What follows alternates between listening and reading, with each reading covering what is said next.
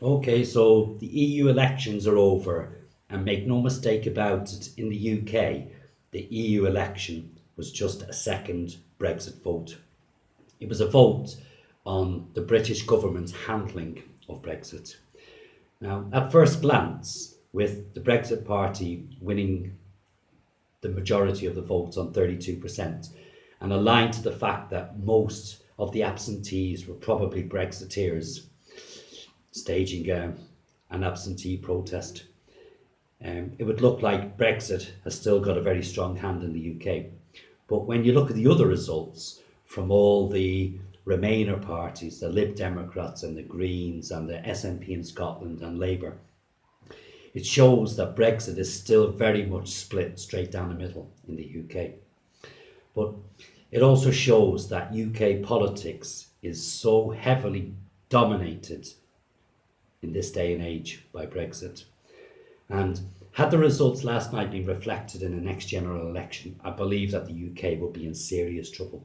But luckily enough, the EU elections are fought mainly by political wannabes. Okay, politicians who aren't capable of becoming MPs and running the country.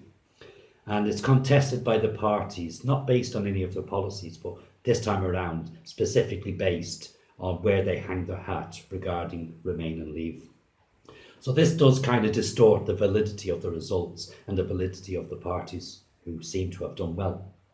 For instance, take the Liberal Democrats, a party who 3, 4 years ago was shot to pieces, a shambles, a party whose best, most recent policy involved abolishing student fees, a policy they themselves had to abolish when they jumped into bed with the Tories, and in the process betraying every student in this country. And the irony is, most of the voters last night were probably them same students. Well, last night I had the sickening view of a 30 plus female Liberal Democrat member quoting on TV that the Liberal Democrats were now their comeback kids. Well, they only even got back on the table because they've ridden on the back of Remainers. And another sickening sight was seeing a group of Liberal Democrats celebrating their victories with champagne. I looked at that bunch of Liberal Democrats, and I promise you, I didn't see one person there I would trust to hang out my fucking washing. Then, as the cameras were on the celebrating party, the cameras panned to a group of Greens applauding rapidly the Liberal Democrats. This is the Green Party, who basically are a bunch of tree hugging, clueless, no idea idiots. A bunch of people who, again, can attribute their success last night to the fact that they jumped on the Remain vote. The Green Party haven't got a clue how things work in the real world. So anyway, how did the other parties fare? Well, Brexit Party obviously fared well because it won. So although the man is a dick, you've got to hand it to Nigel Farage because despite being nothing more than a populist politician, he knows how to play it well. And he's been riding for 3 years on the wave of Brexit mania. But in fairness to the man, he was partially to blame for this Brexit mania. So what he's done now is he's managed to steal UKIP's 27% of the votes from 2014 and added a further 5% to it himself to create a majority and win him European elections. And how he's done this, he's basically outsmarted, outmaneuvered Gerard Batten.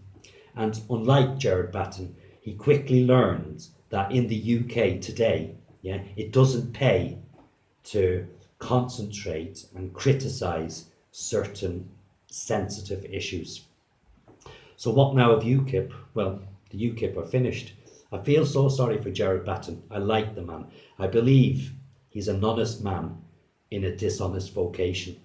And he's made two main mistakes.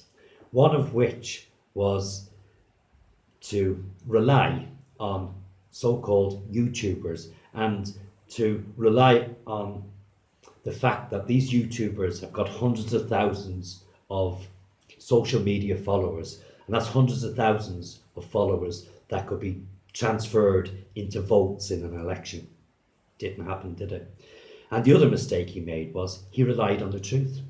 He relied on trying to tell the people the truth about what's going on in the UK. As I've just mentioned before, when it comes to the UK people now, the truth doesn't pay. But Gerard had an opportunity. He had an opportunity with all the furore around Brexit and with UKIP being so strong 5 years ago with 27% of the votes. He had that opportunity, but he needed to play it smarter, and he failed to do so. So the thing is, he mistook the mood of the UK people. And their mood is simply this, yeah? We do not want to hear repeatedly about Islam. We do not want to hear repeated criticisms of Islam. I'm not saying that should be the case, but it is the case. So ultimately, Gerard, good man as he is, has failed, and he needs to fall on his sword. So what about the two big parties? Yeah, well, last night showed once again that the tide is turning on Labour and the Conservatives. But this is what you get. This is what you get when you arrogantly give a referendum, a public vote to the people. Then you even more arrogantly, because it doesn't go the way you expected, you conspire to betray the result of that vote. And in the process, you betray 17.4 million British people. Now both the major parties can look forward to a very uncomfortable ride to the next general election. In fact, it's undoubtedly going to be the case whereby one of them may well have to go down on bended knee to one of the minority parties again in order to gain control or regain control of the country. In fact, things have been so bad lately that it wouldn't be beyond the pale that one of the big parties will end up having to be a make-weight in any coalition. Now, if that does happen, I've only got one thing to say. Serves you fucking right. So anyway, here we have it. We have the results, yeah? And the results show basically that UK politics is, yes, definitely in an unholy mess. So how can it be sorted? Well, believe it or not, despite finishing bottom of the pile last night, the solution to UK politics still lies in the hands of the Tories. Yeah, and despite the divisions in the Tories, and despite them divisions being one of the main reasons for the mess that is Brexit, the Tory party is still the one party in this country that has got the most proper, intelligent, real MPs in this country. And one of these MPs needs to stand forward and take charge. The Tories need to appoint a strong leader. The Tories need to appoint a strong Brexiteer leader because they need to get Brexit done. Then they need to pull themselves together.